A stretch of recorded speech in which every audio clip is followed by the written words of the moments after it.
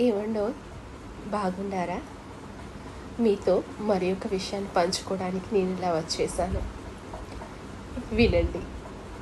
ఎలుక రాతితో చేసినదైతే మనం పూజిస్తాం. అదే ఎలుక ప్రాణాలతో ఉంటే మనం తరిమేస్తాం. పాము కూడా రాయితో చేసినదైతే పాలు పోస్తాం. అదే ప్రాణాలతో ఉంటే కొట్టి చంపేస్తాం.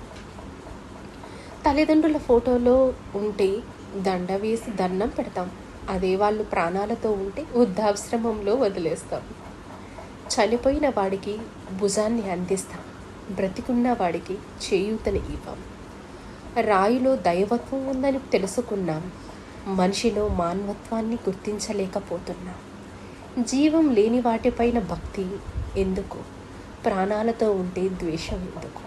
ఆలోచించండి.